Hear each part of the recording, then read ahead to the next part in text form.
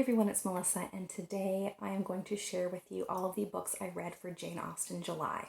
I will leave the relevant channels and any other bits and bobs down below. So the first challenge for Jane Austen July was to read one of Jane Austen's 6 novels. So I chose to read Sense and Sensibility since it was available on Scribd. And I will just share with you also the narrator for the audiobook I listened to was Juliet Stevenson. I share that because I thought she did a great job. I really enjoyed my listening experience of Sense and Sensibility. I kind of knew what was like the beats of Sense and Sensibility. I've never seen the adaptation, but I think I've probably seen clips of it or something at some point. So I knew what was going to happen going into it, which didn't at all, I think, matter. I enjoyed listening to it all the same. Like I said, I think the narrator did a wonderful job. It was very immersive experience. I've only read one other Jane Austen previous to this, and that was Pride and Prejudice, and I did read that one in physical copy, and I also enjoyed that experience, but I think there was just a little something extra in terms of audio, because of course the language and the turn of phrase from that time period is very different, but when you listen to it in audio and you're able to get like the tone and all these other subtle things from the narrator, I'm rethinking now how I am going to consume Jane Austen's other works, because I really enjoyed the audio experience. I don't think I really need to give a blurb or anything about Sense and Sensibility. It's very well known. One thing I will say is that when I see other people do videos about Jane Austen or her novels, this one seems to fall low on most people's list if they're like ranking their favorites. I can't compare Sense and Sensibility to the other ones I haven't read, but it really kind of surprised me that one's so low. I really enjoyed it. One thing I have heard people kind of critique about Sense and Sensibility is the love interest for Eleanor and basically him being kind of like a nothing character, and I agree with that. I do think in Pride and Prejudice there's more focus on those two protagonists and the development of their relationship, whereas in Sense and Sensibility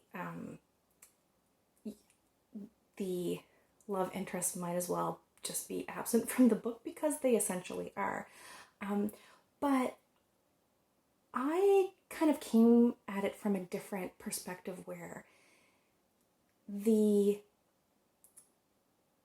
I didn't view it as much of a romance, and I view it more as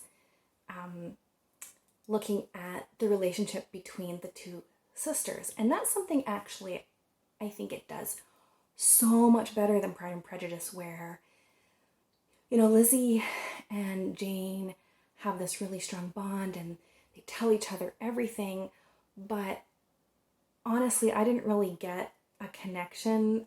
Jane was like a little bit too perfect for me. Like, she didn't have any faults. More beautiful than anyone, kinder than anyone. Like, whereas I love the dynamic and the relationship between Eleanor and Marianne because they felt more like real people. Both of them had flaws, and then both of them had more endearing characteristics to them. So yeah, I didn't really care that the romance wasn't as strong or maybe developed. I enjoyed the relationship between the two sisters. The next challenge was to read one of Jane Austen's shorter works / something that like wasn't a novel. A collection of her letters is available from the Gutenberg project online. So that was my plan, was to read those for this challenge. But I think because I didn't have like a physical copy or like an e-copy or audiobook on my phone to remind me, I kind of completely forgot about this challenge, and today is July 31st as I'm filming, and I completely forgot until I sat down to film this, and I brought up my notes and I was like, oh yeah, that was a challenge, and I didn't do it, but oh well. The next challenge was to read a nonfiction about Jane Austen or the time she lived, And for this, I read The Real Jane Austen, A Life in Small Parts. And this is by Paula Byrne. So I really enjoyed this biography. It was a little bit different than your standard, they were born, they grew up, here's about their childhood, here's about their working life, here's about the end of their life kind of biography. As the title would suggest, it examines Jane Austen's life, but through different objects or different small things or items that would have surrounded her. So basically each chapter chooses an object as the focus and uses that as a way to introduce a specific aspect of Jane Austen's life. So for example, there's a chapter in this book called The Barouche, which I guess was like a small, like two-seater type carriage. And so it explains a little bit about that mode of transportation and about different carriages and about transportation in general in Jane Austen's time. And also uses that as a way to frame travel in Jane Austen's life. So explaining how, compared to other women at that time, Jane Austen would have been very well traveled, even though she never left the country.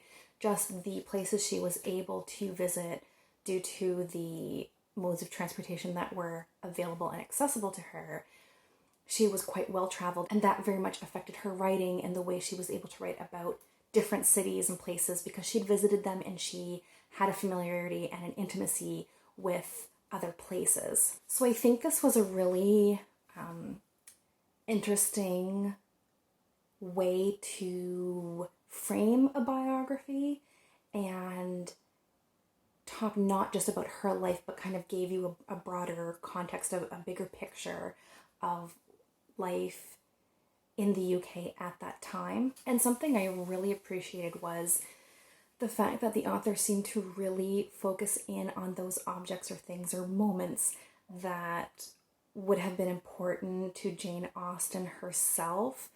And I really thought that at the end of reading this book that I had a better appreciation for Jane as a person and not just like a historical figure, if that makes sense. I really loved how Paula Byrne wrote about all of Jane Austen's different relationships. So the relationships she had with her mother and father, with her siblings and cousins and aunts and uncles and nieces and nephews. She took being an aunt very seriously and as an important job, as it was at the time, because of things like high rates of death during childbirth.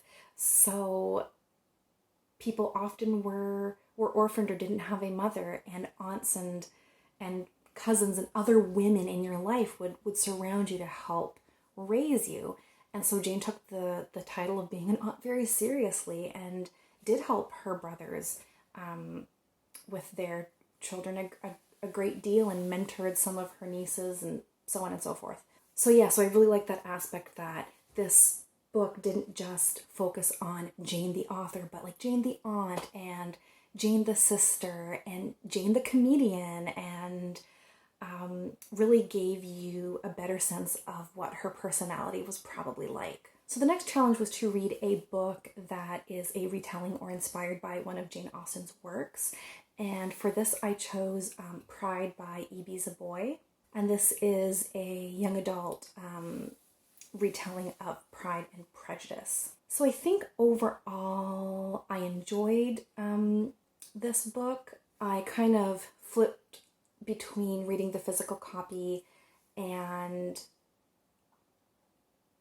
listening to the audio, which was narrated by Elizabeth Acevedo. And I would, if you are interested in reading this book, I would highly recommend the audio over physical format. I feel like Elizabeth Acevedo, her narration really elevated the material for me. I'll get into a little bit what I thought about the story, but I thought it was okay. It was enjoyable, but it wasn't anything I thought that was like fabulous or this like brilliant retelling. But Elizabeth Acevedo's like, so she's a spoken word poet, and it really shows in her narration. She has this beautiful rhythm and cadence to how she speaks, and it just added like something, I think, a little extra to the text. Now, my thoughts on the book itself, like I said, I think it was overall enjoyable. I didn't hate it. It was better than average, I would say, to be fair. But I think the most fun part for me was just trying to pick apart all of the references to Pride and Prejudice and trying to figure out, oh, which character does this person represent, or how are they going to change the, like, Wickham Lydia story for, like, the modern age, or, like, those types of things, like, how are they going to change this up? That was enjoyable. It was more, like, analyzing the text in terms of, like, how the retelling was going to work. That to me was more enjoyable than the book itself. I think I would have enjoyed this book much, much more if it just tried to do its own thing and it wasn't actually a retelling of Pride and Prejudice. I thought what the book was trying to do with the story could have been more interesting on its own, and I felt like the story elements, or the elements related to Pride and Prejudice, felt a little shoehorned into me. And so I feel like I would have preferred all that stuff gone and just tell a story about this girl, your main character, this teenager, who is concerned about the gentrification happening in her neighborhood and how that's going to affect her life and the life of everyone she cares about.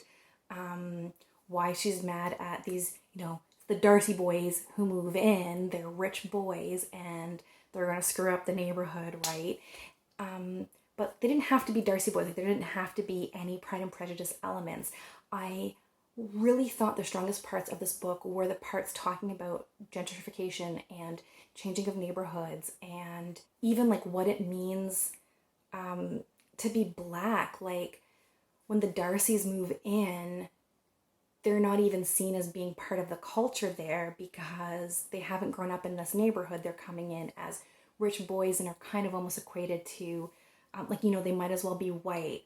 And I don't think that's actually spelled out anywhere in the book, but you kind of get the undertones of kind of how there is tension between different income classes here. Like I said, all these other Pride and Prejudice elements felt a little like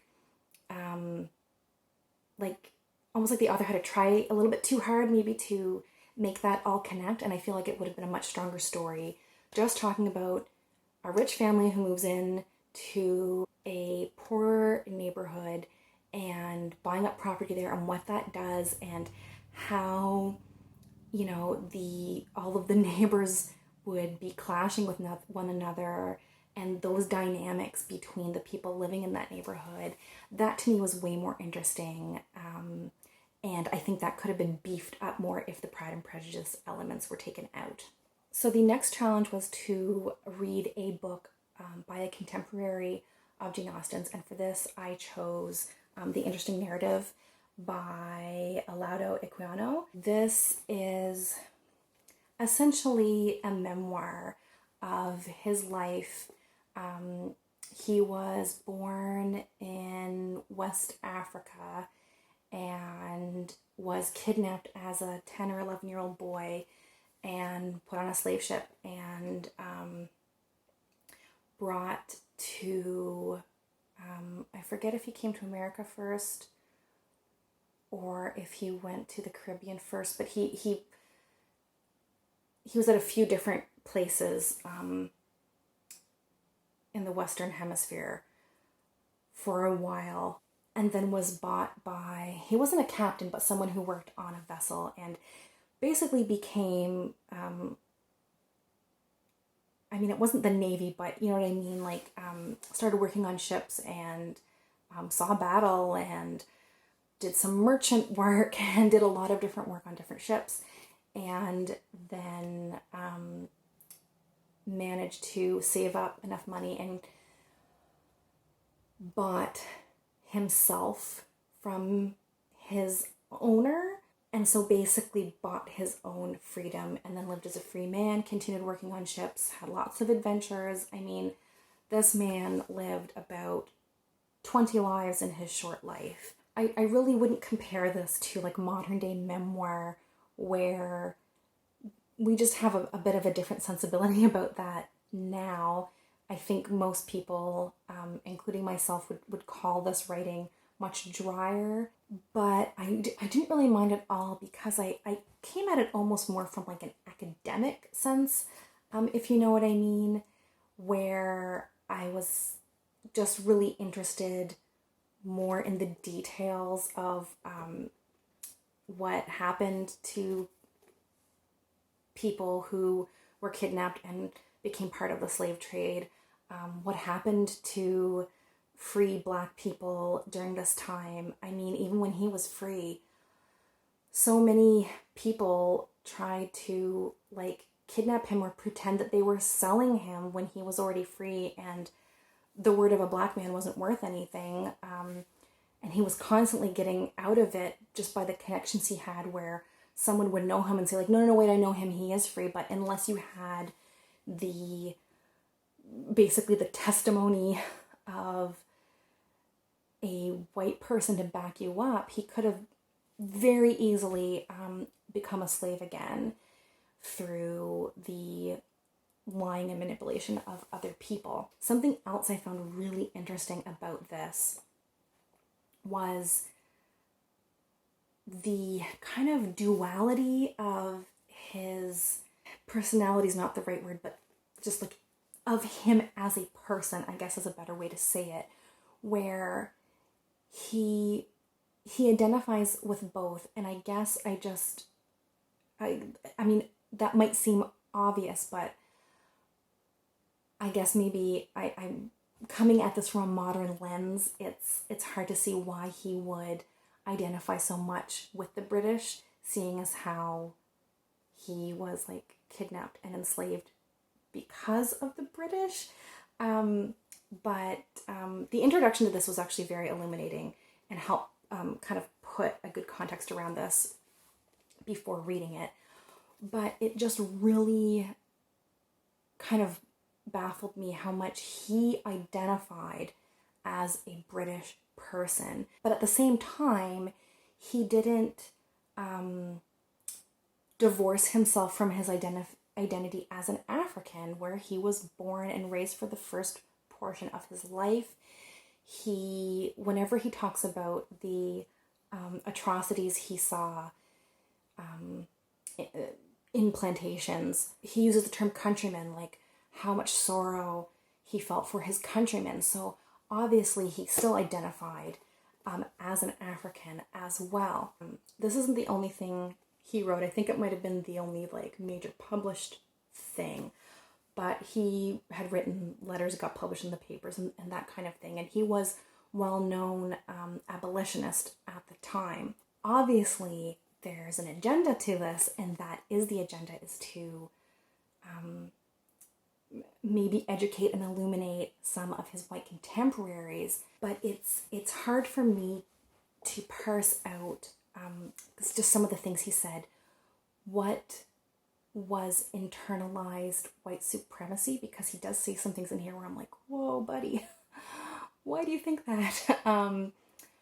Or was that just him trying to flatter white people or soften white people so that they would, to make this more palatable or to help guide them towards the ultimate goal of wanting more people on board the abolition movement. Now, in all likelihood, maybe it was a little bit of both, where he was writing things in a certain way in order to kind of like win over white people, but by the same token, I think probably there was a lot of it that was internalized white supremacy. I'll give you some examples, just so, because I feel like I'm not explaining myself very well. I no longer looked upon them as spirits, but as men superior to us, and therefore I had the stronger desire to resemble them, to imbibe their spirit and imitate their manners. I therefore embraced every occasion of improvement, and every new thing that I observed I treasured up in my memory. He then explains how, like, through Europeans, like through white people essentially, he was able to learn to read and write, and some of the connections he made helped get him baptized, and he was very, very religious. He talks about God and Jesus a lot in this book, but then there are other sections where he's trying to basically bring to light the fact that white people are committing horrible, horrible atrocities. But he does this basically by saying that it's not you who are bad, it's slavery that is bad. And slavery is making you become monsters. So you need to abolish this in order to reclaim your decency, I think, is basically the argument he's trying to make. So I will read you the section that I think really illustrates this. Such a tendency has the slave trade to debauch men's minds and harden them to every feeling of humanity. For I will not suppose that the dealers in slaves are born worse than other men. No, it is the fatality of this mistaken avarice that it corrupts the milk of human kindness and turns it into gall. And had the pursuits of those men been different, they might have been as generous, as tender-hearted, and just as they are unfeeling, rapacious, and cruel. Surely this traffic cannot be good, which spreads like a pestilence and taints what it touches. So, again, he's really making the argument here that I know that white folk are not evil, slavery's evil, and it's turning you into unfeeling, cruel people. Anyway, I could talk about this book for a long time. Like I said, I don't think this was like the same kind of a read that a memoir would be. There's a lot more kind of like tedious details in parts, but definitely the word interesting is very apt. I really enjoyed my reading experience for this readathon and can't wait to participate again next year. If you have participated, please let me know below. I would like to check out your video, or if you want to post the best read that you had during this readathon, I would love to talk to you in the comments. And thanks everyone for watching. I hope everyone's doing well, and we'll talk soon. Take care. Bye.